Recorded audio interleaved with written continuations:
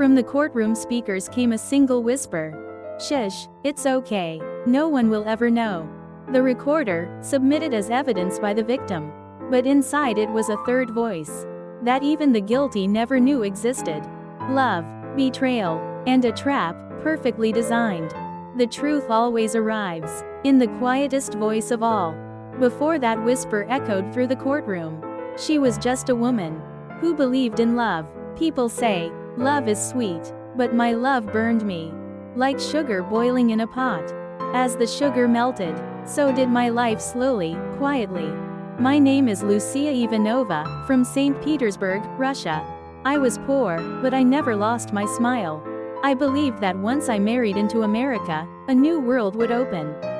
My husband, Ethan Miller, ran a small jam workshop in upstate New York. He was kind, educated, and more than anything he understood my loneliness. One day, Ethan handed me a small box. Lucia, this will help with your English.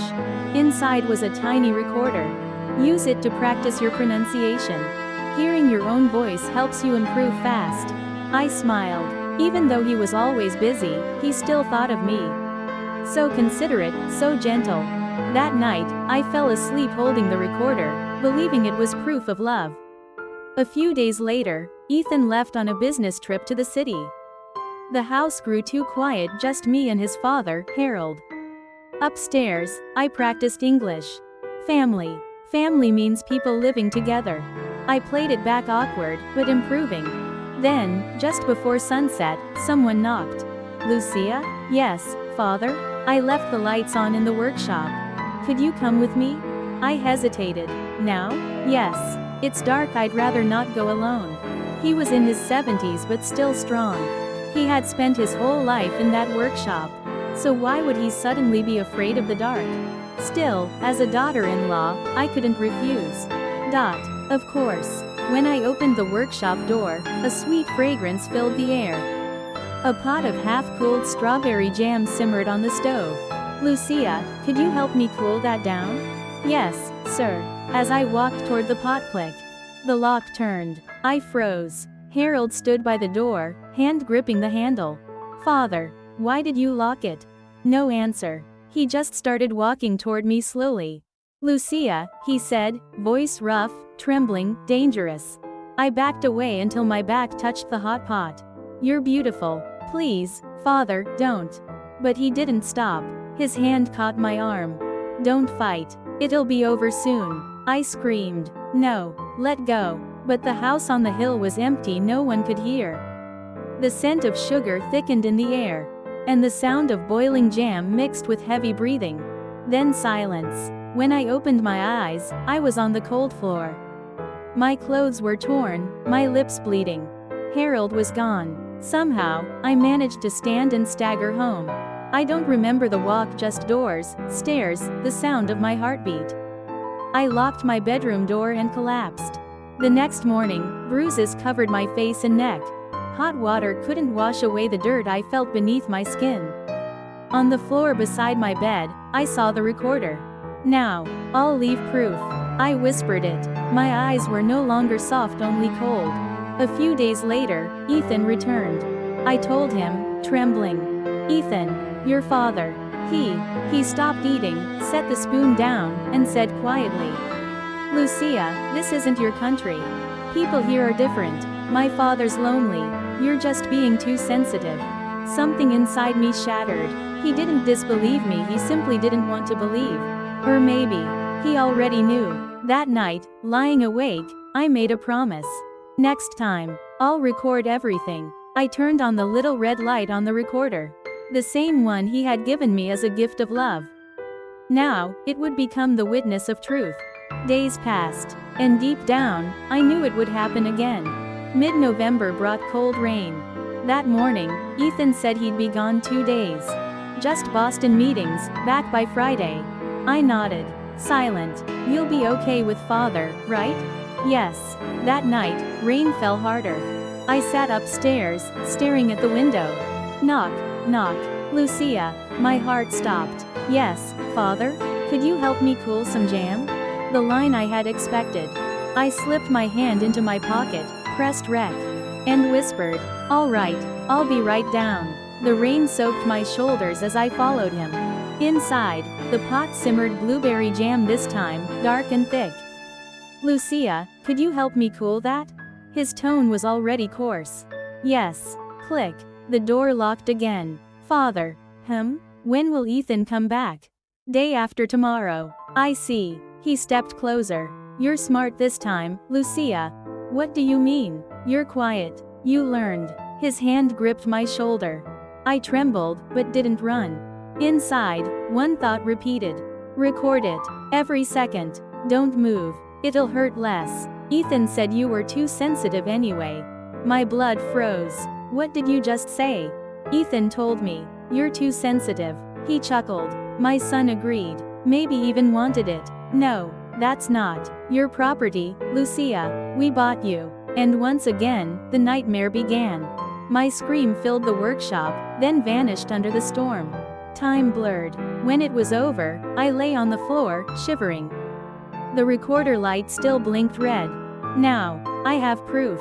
A few days later, I pressed play. Static. Footsteps. The door lock. Harold's voice. My scream. Then, something else. A faint breath. A man's whisper, low and close. "Shush." I froze. It wasn't Harold. It wasn't me. A stranger's voice right behind me. And then click. The playback stopped by itself. I gasped. I didn't stop it. That night, I didn't sleep. Days later, I handed the recorder to a lawyer. "This will prove everything." He listened, nodded gravely. "We'll send it for FBI forensic analysis." A week later, court. The prosecutor addressed the jury. This file was submitted by the victim, Lucia Ivanova. Speakers filled the room. The boiling jam, the lock, Harold's voice, my scream. The air turned heavy. Jurors looked away. One woman bit her lip. Then on the monitor, a dark wave appeared behind the sound. "Here," the prosecutor said. The third frequency one she never noticed. He replayed it. A whisper, nearly masked by static. "Shush, it's okay. No one will know." Silence fell. I stood. That voice.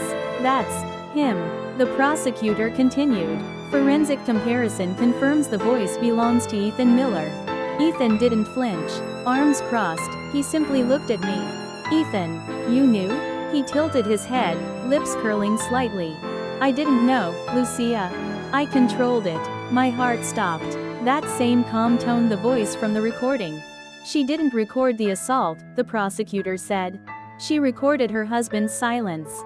I dropped the recorder. It hit the courtroom floor, ringing like metal in a tomb. "That little machine had your voice all along." Ethan smiled again, faintly like an actor savoring his final line. "You knew?" I whispered. "I didn't just know," he murmured. "I built it." An agent opened an evidence box, the recorder inside. The prosecutor pointed to the screen. "This device isn't standard. It contains two-way transmission circuitry." Everything recorded was simultaneously uploaded to an external server. The courtroom erupted. My breath caught. The gift I had trusted was a surveillance trap. Ethan Miller was aware of his father's tendencies. The prosecutor said. He waited knowing Lucia would be harmed. His motive: inheritance. Once Harold was imprisoned, all assets would pass to Ethan. The jury gasped. I whispered, "So you used me?" He didn't look up.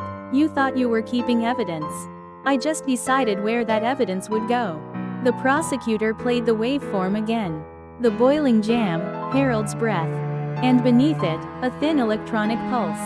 "What's that?" a juror asked. "The husband's remote off signal," the prosecutor replied. "He could start or stop recording from anywhere. So he controlled everything," someone whispered. "Exactly," the prosecutor said. The judge read the verdict. Harold Miller guilty of sexual assault. Ethan Miller guilty of conspiracy, confinement, and evidence tampering. Ethan never stopped smiling. "Love," he said quietly, "was something I thought I could control. But in the end, the sweetest thing wasn't jam.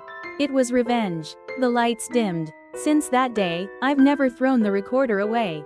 Sometimes, I still hear the voice. "Shush, it's okay.